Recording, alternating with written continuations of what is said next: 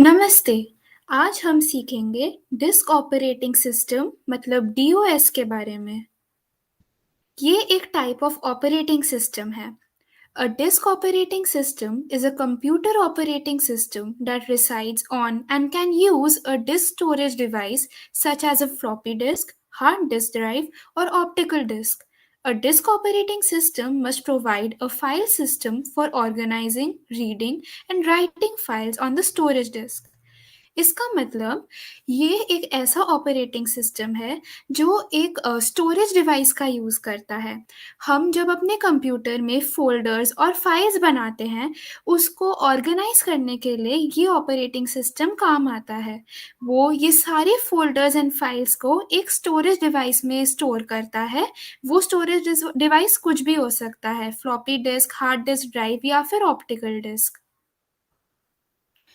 इसके कुछ एग्ज़ाम्पल्स हैं एमएस डॉस जो माइक्रोसॉफ्ट ने डेवलप किया था, free DOS, PTS DOS and Apple DOS जो एप्पल ने डेवलप किया था। इसमें 2 टाइप के कमांड्स होते हैं, internal commands and external commands. Internal commands are more commonly used. They are a part of the command.com file. They can be quickly accessed and always available in the MS-DOS and to Windows when needed. We can directly use these commands in the command line. Example: dir, copy, ren, del, cd, etc. ये वैसे commands हैं जो हम बहुत अक्सर use करेंगे जभी भी आपको अपने डीओएस को यूज़ करना हो। इससे आप बेसिक अपने फ़ोल्डर्स और फाइल्स बना सकते हैं और क्योंकि ये इतने अक्सर यूज़ होते हैं, ये कमांड डॉट कॉम बोलकर एक फ़ाइल में स्टोर होते हैं। हमें इन कमांड्स को यूज़ करने के लिए कुछ भी नहीं करना पड़ता, कोई फ़ाइल या एक्स्ट्रा रिसोर्सेज़ की हमें कोई ज़रूरत नहीं है। हम डायरेक्ट अपने ऑपरेटिंग सिस्टम में इन कमांड्स को यूज़ कर सकते हैं और हम देख सकते हैं कि वो सारी कमांड्स प्रॉपर्ली चलेंगी। External commands. External commands are more powerful. External commands require more resources. That is why they are kept in a separate file from internal commands. They can also be added to Windows whenever needed by copying the external commands file to the computer. They are not part of command.com. Example: more, mem, sys, etc. तो external commands वो होती हैं जो ज़्यादा काम में नहीं आती, वो बस बहुत ही एडवांस चीज़ें करने के लिए काम में आती है। आपको यूजुअली अपने डीओएस में जो भी काम करने होते हैं, वो इंटरनल कमांड से हो जाएँगी जो कॉमनली यूज़्ड है। बट कभी अगर आपको एक्स्ट्रा काम करने हो, जैसे मेमोरी स्पेस बढ़ाना हो या सिस्टम की कोई सेटिंग्स चेंज करनी हो, तब आपको एक्सटर्नल कमांड्स का यूज़ करना पड़ेगा। क्योंकि ये इतने कॉमन नहीं है, हम अक्सर external commands command dot com वाले फ़ाइल में नहीं प्रेज़ेंट है। हमें इनको यूज़ करने के लिए एक अलग फ़ाइल अपने कंप्यूटर में डालना पड़ता है, जिसको डालने के बाद ही हम ये कमांड्स यूज़ कर सकते हैं। Features of DOS It helps in file management like creating, editing, deleting files, etc. इसका मतलब जभी भी हम डीओएस यूज़ करते हैं, हम एक फ़ाइल स्ट्रक्चर को एक्सेस कर सकते हैं। आपके कंप्यूटर में जो भी फ़ोल्डर्स हैं और उनके अंदर जो फाइल्स हैं, उनके अंदर जो भी कंटेंट है, वो सब आप अपने डीओएस के द्वारा उसको अपडेट कर सकते हैं, बना सकते हैं, डिलीट कर सकते हैं।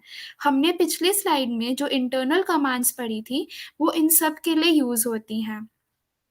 अगला है the mouse can not be use to operate it input in it is given through basic system commands आप अपने जैसे विंडोज़ ऑपरेटिंग सिस्टम में आप अपने माउस से डिफरेंट आइकन्स को क्लिक करते हैं, अलग-अलग फ़ोल्डर्स और फाइल्स पे जाते हैं, ये सब आप अपने डीओएस में नहीं कर सकते।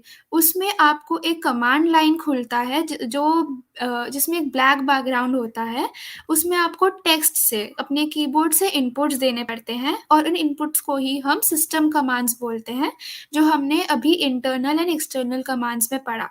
हम इन कमांड्स के थ्रू अपने और डीओएस को समझा सकते हैं कि हमें ये काम करना है, हमें ये फ़ाइल बनाना है, उसका लोकेशन चेंज करना है या उसको डिलीट करना है। It is a single user operating system. इसका मतलब एक डीओएस एक बारी में सिर्फ एक ही काम कर सकता है। आप जो विंडोज़ यूज़ करते हैं वो मल्टी यूज़र होता है, उसमें कई काम एक साथ हो जाते हैं या बहुत लोग उसमें एक साथ काम कर सकते हैं, बट डीओएस में सिर्फ एक इंसान काम कर सकता है। It is a 16 bit operating system. तो इसका मतलब ये बहुत ही कम मेमोरी यूज़ करता है और ज़्यादा इसको प्रोसेसर पावर की ज़रूरत नहीं है। It uses a text-based interface and requires text and codes to operate. जैसा कि हमने बोला, इसमें हम अपने माउस को यूज़ नहीं कर सकते, इसमें हमें अपने कमांड्स, हमें जो भी करवाना है इस डीओएस से, वो सब हमें टेक्स्ट के द्वारा टाइप करके कंप्यूटर को बताना पड़ता है। It does not support a graphical interface. इसका मतलब आपके डीओएस में कोई भी किसी भी तरीके के चित्र नहीं होंगे, कलर्स नहीं होंगे, आइकन्स नहीं होंगे। आपको बस एक ब्लैक स्क्रीन दिखेगी जिस पे आप अपने कमांड्स टाइप करेंगे। तो इसमें कोई भी आइकन्स या आप किसी भी तरीके से कोई कलर नहीं देखेंगे। तो ग्राफिकल इंटरफेस नहीं है इसमें। Advantages of DOS. We have direct access to the BIOS. इसका फुल फॉर्म है basic input output system and it's underlying hardware. Because ये इतना लो मेमोरी ऑपरेटिंग सिस्टम है, ये बिल्कुल बेसिक हार्डवेयर के साथ कनेक्टेड है और बेसिक इनपुट आउटपुट काम आराम से कर लेता है। Its size will boot much faster than any Windows version. Thus, it will run in a smaller system. क्योंकि ये बहुत ही हल्का ऑपरेटिंग सिस्टम है, ये बहुत जल्दी कनेक्ट हो जाएगा आपके सिस्टम के साथ। और जैसे विंडोज़ को खुलने में, बूट होने में थोड़ा टाइम लगता है, ये बहुत जल्दी हो जाएगा। इसको चलाने के लिए आपको ज़्यादा मेमोरी या प्रोसेसिंग पावर की ज़रूरत नहीं है, ये स्मॉलर सिस्टम्स में भी रन कर जाएगा। It is very lightweight, so it does not have the overhead of the multitasking operating system. जैसा कि हमने बोला, एक मल्टीटास्किंग ऑपरेटिंग सिस्टम होता है, जैसा कि आपका विंडोज़ का ऑपरेटिंग सिस्टम है अभी। उसको ऑन होने में, कनेक्ट होने में थोड़ा टाइम लगता है क्योंकि उसमें बहुत रिसोर्सेज और मेमोरी यूज़ होती हैं। बट एक डीओएस बहुत ही हल्का है, लाइट वेट है, इसलिए वो जल्दी बूट हो जाता है और उसको कनेक्ट करने में ज़्यादा टाइम नहीं लगता। It is good for making workarounds for managing, administering an MS system and for combining programs.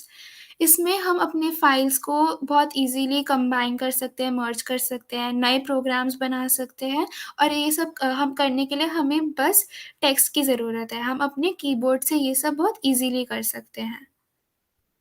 Disadvantages of DOS. No multitasking supported by the OS. इसका मतलब आप अपने डीओएस में एक ही बारी में एक काम कर सकते हैं, आप मल्टीपल काम नहीं कर सकते। जैसे आप अपने विंडोज़ में या किसी आईओएस में गाने भी सुन सकते हैं, मूवी भी देख सकते हैं, सब कुछ एक साथ कर सकते हैं, कोई वर्ड फाइल में काम कर सकते हैं। बट डीओएस में एक ही बारी में एक ही काम हो सकता है। Difficulty in memory access when addressing more than 640 MB of RAM. तो हमने बोला था कि ये लाइट वेट ओएस है, तो इसमें बहुत ही कम मेमोरी की ज़रूरत पड़ती है और ये 16 बिट है।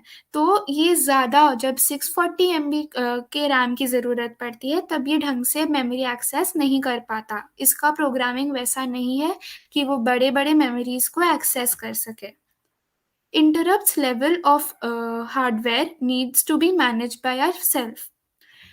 तो इसका मतलब हार्डवेयर के साथ कनेक्शन करने में थोड़ा जैसे हमारे आजकल के ओएस हार्डवेयर के साथ आराम से कनेक्ट हो जाते हैं और हमें कुछ अपने तरफ से नहीं करना पड़ता, बट इसमें हमें एक्स्ट्रा रिसोर्सेज की ज़रूरत पड़ती है और इसमें माउस का कोई सपोर्ट नहीं है, तो इसलिए हार्डवेयर इश्यूज़ हैं।